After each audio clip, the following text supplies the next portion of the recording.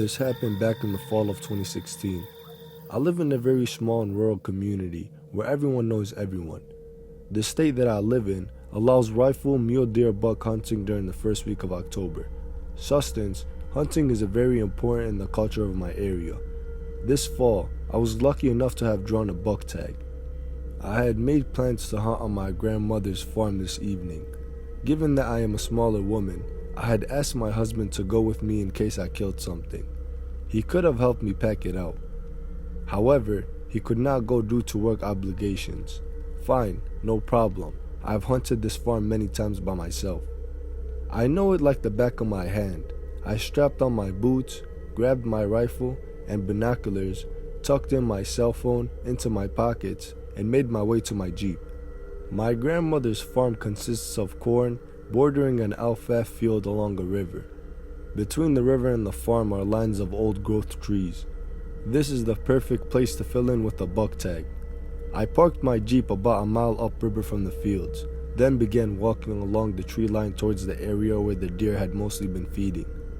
At the opposite end of the field, there is a large haystack where all the harvested alfalfa is stored. As I saw it coming into my field of view, I felt the hair stand up on the back of my neck. I kneeled down and viewed the area through my binoculars.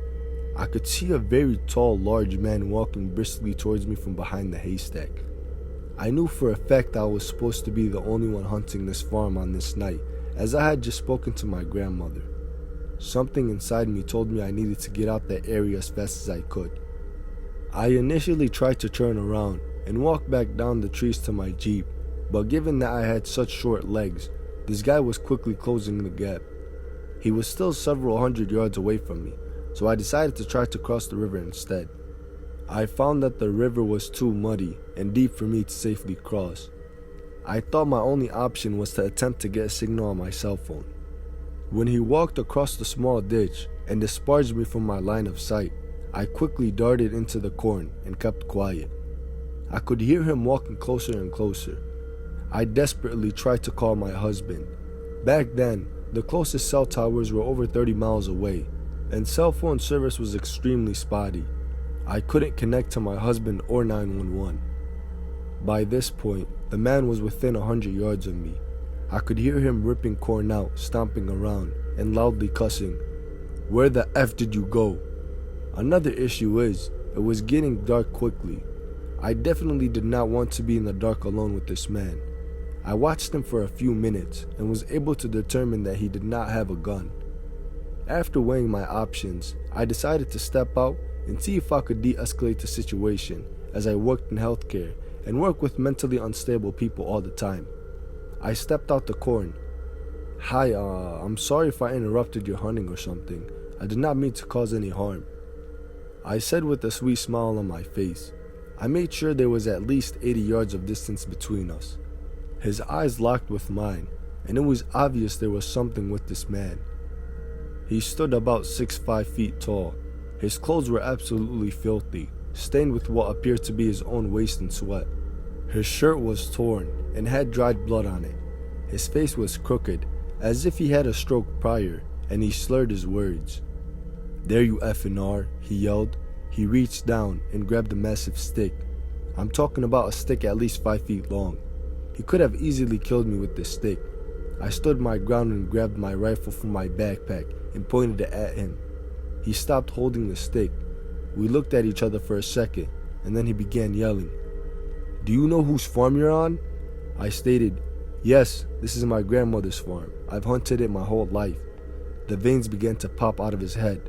"No, this is not. My wife is hunting in this cornfield, and you ruined it. Because of you, she missed a huge buck, you stupid." He became so enraged, he started making strange growling sounds and started spitting everywhere. I was running through the options in my head at this point when he suddenly started to lunge at me. I turned the safety off my rifle and loudly stated, "Stop, I'll shoot if I have to." He froze in his tracks and just stared at me for about 30 seconds before dropping the stick. He grunted loudly, with his eyes darting around.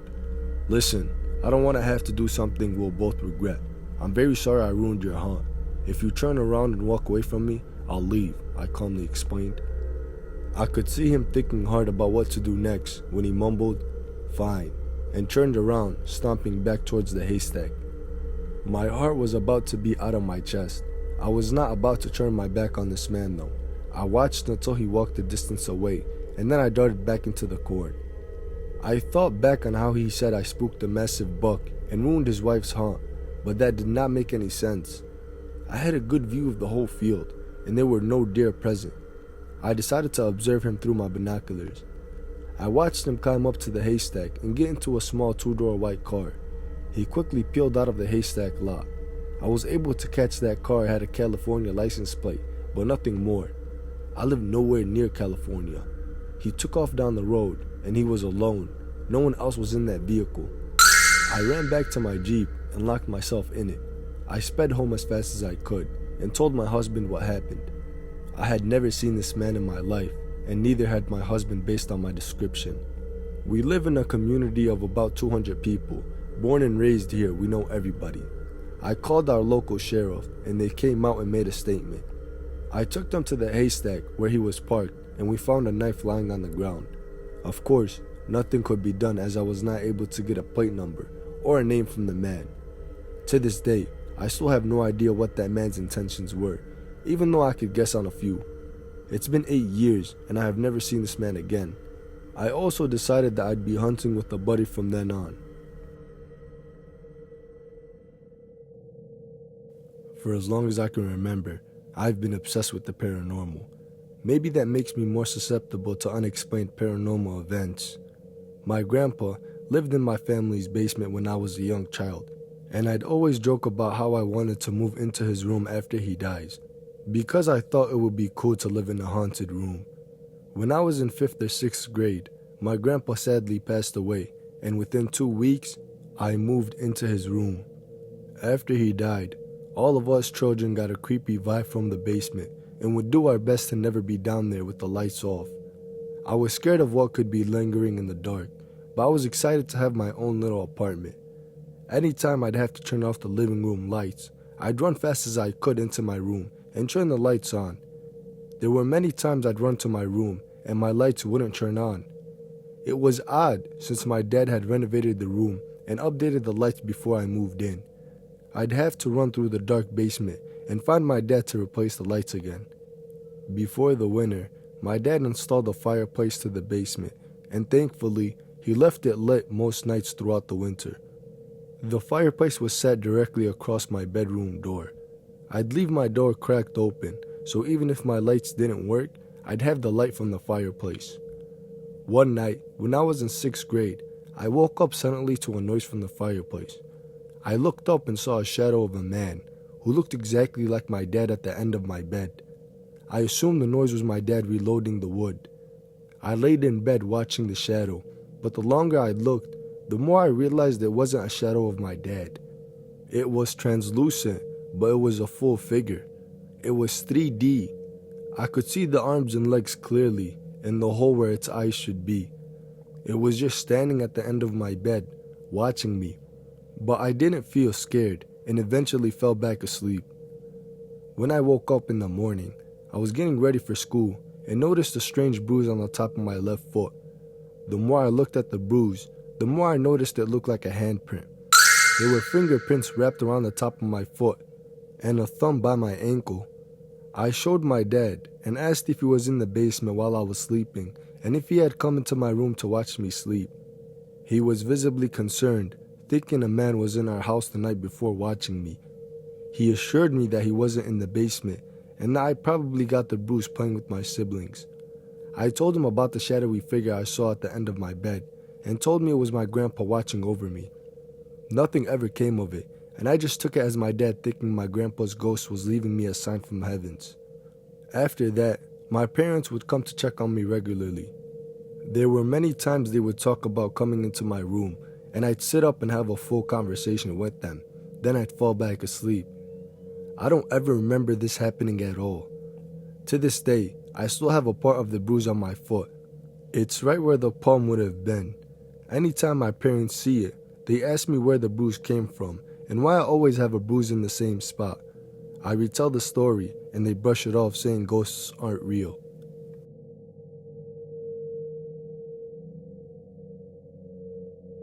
I was about 16 at the time, still living at home deep in the mountains at my family's house.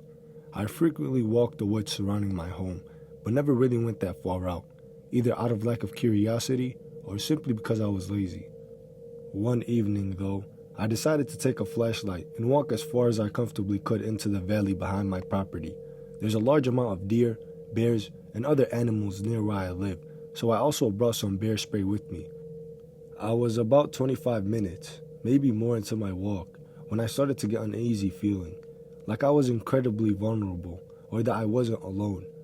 I shrugged it off because I probably wasn't alone. I mean, there's a lot of wildlife in the forest, so it's not like I can just expect to be alone.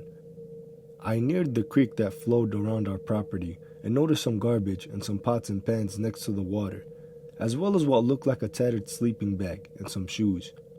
I didn't think much of it and continued my walk, thinking about it every now and then, wondering if somebody was camping out near our house. It was almost completely dark out now, so I turned around and began walking home. I would keep glancing over my shoulder, back towards the creek, worried somebody might be behind me.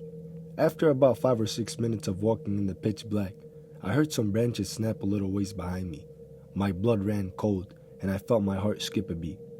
I turned around and spent a minute just shining my flashlight in every direction, wondering if a deer or, God forbid, a bear was following me. Once I felt sure that nothing was there, I kept on walking. Not even a minute after I heard running footsteps trampling behind me, I didn't even turn to look what it was, or who it was. I just began running as fast as I could. I'm pretty sure I called out, pleading with whatever it was, or whoever it was, to stop. I was still about 15 minutes from home. I desperately sprinted through the trees, trying to keep my flashlight pointed forwards, so I didn't trip or fall. I kept pleading and screaming, hoping whatever it was would give up, but I kept hearing footsteps stomping behind me and branches being snapped off the trees violently. I heard pain grunting and what sounded like somebody violently growling. I began crying out of fear, tears filling my eyes as I ran.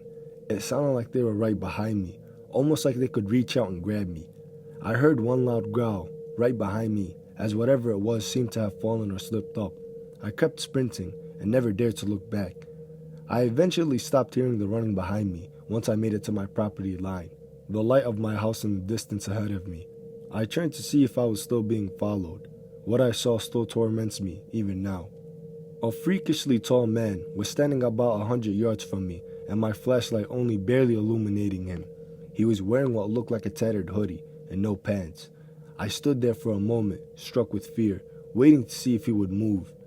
As I was about to turn away and run the last stretch to my house, he started sprinting viciously towards me, and by viciously, I mean he was almost on all fours, using the trees to propel himself further, grabbing at the ground, lunging towards me.